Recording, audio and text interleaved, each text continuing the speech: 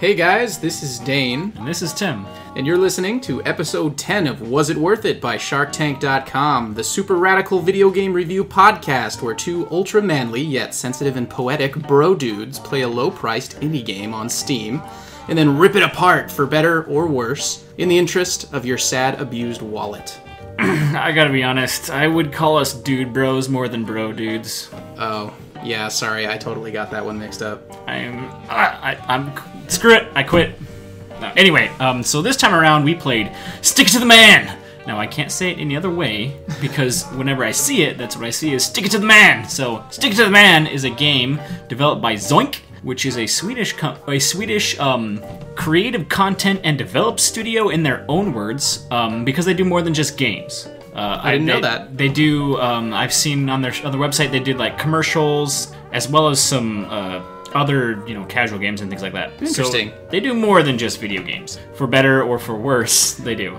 So, Stick It to the Man is a game where you play a fellow named Ray, who is a hard hat tester. And one day, on the way to work, or his way home from work, rather, he is hit on the head, sans hard hat, and unbeknownst to him, he is hit with a secret government experiment, which then grants him superpowers, so to speak, telekinetic and telepathic abilities, which, due to circumstances beyond his control, forces him into a situation where he must stick it to the man. Oh, you said it more quietly that time. Well, I wasn't reading the title. I was just saying what he must do. Oh, gotcha. Different context. Exactly. Everything in perspective. So, Stick It to the Man. Stick It to the Man! Okay.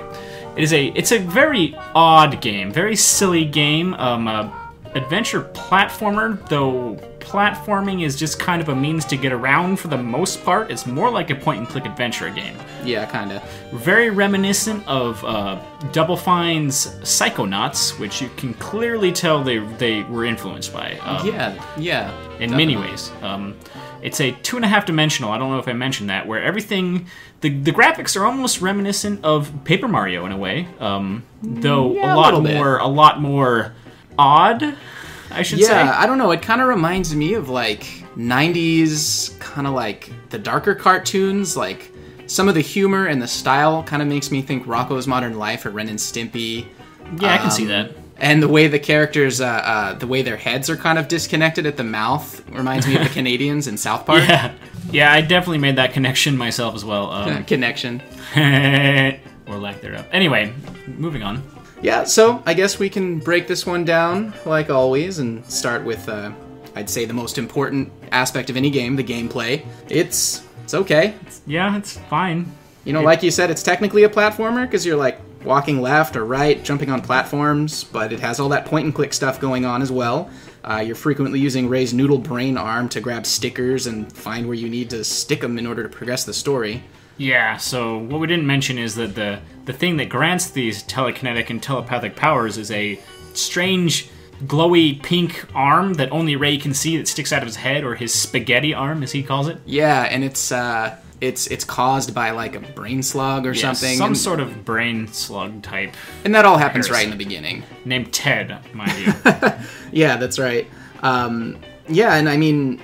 The problem is just, in the few hours I played, it didn't really differ very much to keep me interested in it. I guess it didn't help that the different spots where you'd find or place a sticker were kind of spread around, and Ray moved really slow, so I found myself kind of walking from point to point, getting all the stickers I could, and then just going to each person that needed help, and then going through all my stickers if it wasn't obvious. Yeah, I mean, in most cases it was obvious, too. Yeah. And the spots where a sticker can go and the spots where you can take a sticker are extremely obvious. There was almost no challenge to any of the quote-unquote puzzles, I guess you'd call them. Yeah, I mean, they're kind of funny. It's really cool. I think something... You may have mentioned briefly when describing the game that you can read minds. The mind reading, I think, to me, even though there's not much to it, is where the game stood out, because all the different characters that are scattered around the levels have pretty unique thoughts, and you get to kind of hear their little inner monologues, and they're always pretty funny and interesting.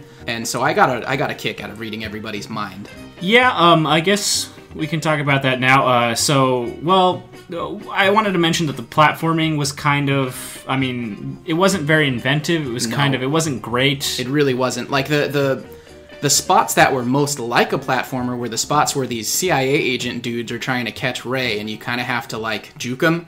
And there's little things you can do that are kind of clever. You can read a CIA agent's mind, and he thinks about how tired he is, and then you grab the little sleepy Z's out of his thought bubble and stick them back on him to make him go to sleep. That was kind of cool the first time, but, you know, it kind of wants you to continue to do that until it moves on, and there's certain other little gimmicks like that. Well, the ironic thing about that is, yeah, there's that and there's other gimmicks, but the thing is, other than the first time when it's showing you how to do it, I didn't use it once after that. And you can get through every segment without actually using them. Yeah, that's true. I noticed that you can just kind of lead them over to one direction and then just hit a push pin, which pulls you right over. We didn't mention there's these push pins because the world is essentially made out of paper, and I think that's what reminded me of Paper Mario is that. And there's these thumbtacks essentially that you can jump to, and they let you jump through walls, and that's like the quickest main means of transportation in every situation is finding a thumbtack and jumping to it. Yeah. So you can just kind of make them chase you and then jump through a wall using a thumbtack, and that was the optimal way to get through every. And I mean, towards the end, they're long and they're tedious, and they could have done that much better. The level design left something to be desired. Both the point and click and the platforming ways. And to get back to the brains, though, you know, that made the game. That everything other than that, I think, was secondary. Like that was the game was all about, being able to read people's minds, seeing their thoughts, and it was funny, like you said, but or at least tried to be. There were times when it was really funny, there were times when it was really unfunny, and there were times when they had a good idea and then they just straight up ruined it. And yeah, the voice acting alone was really hit and miss. Nothing was atrocious, but half of the voices I heard sounded a little unenthusiastic, or like they were maybe spoken by developers and not people with voice talent. Some were good though, and managed to hit certain accents almost perfectly. So it was really a mix-up. Yeah, I thought a lot throughout the whole game. I think in general the voice acting is pretty good. Okay. I think for the most part it's good. However, I think the writing of the lines is where it fell short for me. And they were clearly trying to be funny, and as the game dragged on, I should say, it was like they were trying way too hard. It got to the point where I was skipping or fast-forwarding through almost every brain because it was just like, well, it became predictable. They would say something that was kind of clever, and then they'd say more or less the same thing again, and then they would just keep going. And I was like, God, why don't you just stop when it's funny? So, for example, there's this seagull later. Did you ever get to this seagull? You probably didn't, because I didn't get to I think it's in the second to last stage. Oh, okay. Okay, so there's this seagull, right? And you talk to him, and he's an animal, and almost all the animals have sophisticated voices that are more intelligent than the humans, which was kind of funny the first couple times, and then it became predictable. But I digress. This seagull was lamenting the fact that his vocal cords would only allow him to make loud screeching noises, but then thought, if that's all I can do, I must turn it into an art. I must do it the best I can. And he kind of went on about it, and I was like, this is kind of clever, kind of funny. And then he went on to it, and then he was just like, I'm also good at aiming my poop. After all, I'm an artist, and artists are kind of eccentric. And it was like, you didn't have to say that. And then also, the saying that you're aiming your poop, that was the joke. By saying I'm an artist and I'm eccentric, that was explaining the joke, and anyone who's into comedy should know if you have to explain a joke, it's not funny. Right. Like, it was there's so many examples of something similar to that, where it was just like they had this clever thing, and then they just kind of beat it to death, and to the point where I was sick of it right after I heard it. Like, right, yeah, you know, I had only played the first half of the game, as I'm sure everyone can tell at this point, just, you know, from how we've been talking about it. And even then, I do recall a couple of times where I was, you know, just listening to their thoughts, or, you know, the brain, so to speak. And yeah, they really, like, they start with the joke and they run with it and run with it and run with it and then beat it to death. That does happen a few times. Although there were others where I thought the joke was so good that they would keep bringing it up and I kept laughing. So it really just depended, I think, on the joke. They really hit the nail on the head with some of the jokes. Yeah. But I think especially later in the game, because it came to the point where I could predict when brains would end or wouldn't end, rather, because like you'd see them talking and it would come to a logical conclusion, and I said they're not done yet, and lo and behold they deliver another line that was completely unnecessary. Right. And it happened so many times ad nauseum, really. And sounds like they had a formula.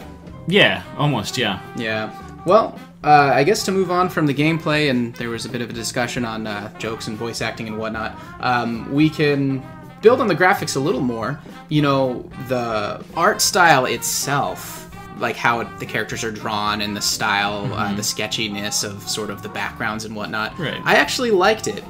You know, it's pretty dang goofy looking, like how the people are anatomically proportioned and they have those weird like tube-shaped lips and like messed up teeth. Yeah, I thought it for its style. I found it entertaining. I think they had a style and they stuck with it and they did it well. Like, there was nothing where I thought, ugh, that looks dumb or that looks stupid. Sure. It was like everything, all the characters had one style and then the background had its own separate style. Sure.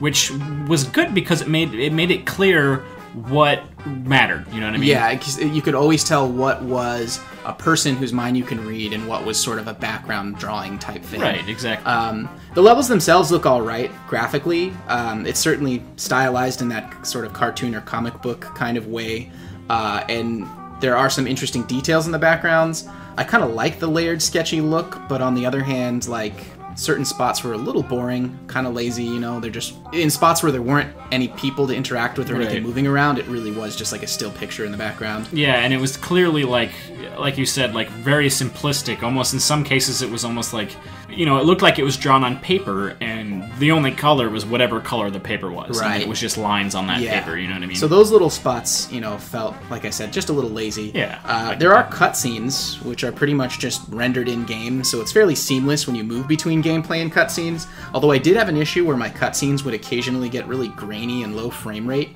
causing the audio to go out of sync. I don't know if that was just my computer, though. I didn't get quite the same thing. I did get situations where the audio would get choppy. Oh. Like where it would start to cut in and out, almost like the audio was lagging, almost like. Interesting. Oh, you know what? I feel like I did experience that sometimes when reading thoughts. Like there would be weird, or like sounds from outside would like cut in and out. It was kind of weird, yeah. And then something else worth mentioning. I was going to mention this with the gameplay. I couldn't adjust my settings at all. I went into the settings when I first loaded up the game. I tried to make it windowed. I tried to change resolutions. There was no way to do it. Every time I hit apply, nothing happened. It's kind of minor because it defaulted at 1080p full screen, so I just played it like that. Yeah. But I would have liked to be able to change that. I don't know if that was just me, once again, but it's kind of buggy. I did switch back and forth between full screen for one reason or another, and it seemed to work. Oh, okay. But what I will mention about the cutscenes is that you can't skip them. There's no way to skip them. So if you are continuing from a checkpoint, you will inevitably have to go through cutscenes that you've already seen with no way to skip or even fast forward. I hate that. Completely frustrating. There's no reason that any game that's been made in the last freaking 20 years or whatever should not let you skip cutscenes, and at least like after you've already seen them. Right, or at least give you a save state instead of a checkpoint system. That way you can save your state and then quit, restart the game, and you're at the exact same state. You never have to go through the same cutscenes again. Yeah, that one's a little harder. Some games just aren't quite built that way to allow you to do that. But just skip the cutscene. It's like it's a movie file in the game's freaking data on your hard drive. You should be able to just allow it to skip that. That's so... I mean, hit escape and you're good to go is how it should be. Yeah. So the music is pretty fun to listen to. There's, of course, the title track. Jess dropped in to see what condition my condition was in, which we mentioned at the end of the last episode. And that's a fantastic song, and it's so ridiculously fitting for this game that I wonder if they had the song in mind for it during the earlier stages of development, considering the fact that A, something literally drops on Ray's head, which gives him the condition that he's seeking help for, and B, the song itself was written by Mickey Newbury in the 60s and is supposedly referring to LSD, which definitely at times this game kind of feels like an acid trip. Yeah.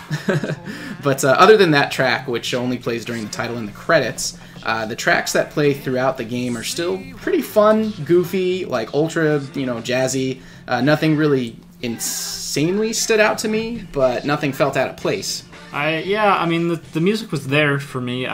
It was unremarkable. Really? It was the only thing I really have to say about the music is they overused the muted trumpet, which is your typical jazz trumpet. It's called a mute, which you do on the trumpet. It's a little thing that goes in the. You've probably seen it before. It looks like a plunger. Yeah, almost looks a little bit like the head of a plunger. You put in a thing, and then there's different styles, and there's specifically one. They have a little insert that's called a wah wah, and that gives that wah wah wah. So, it's typical use in jazz, but I think they overuse overused a little bit in this game. Yeah, you do hear it a lot.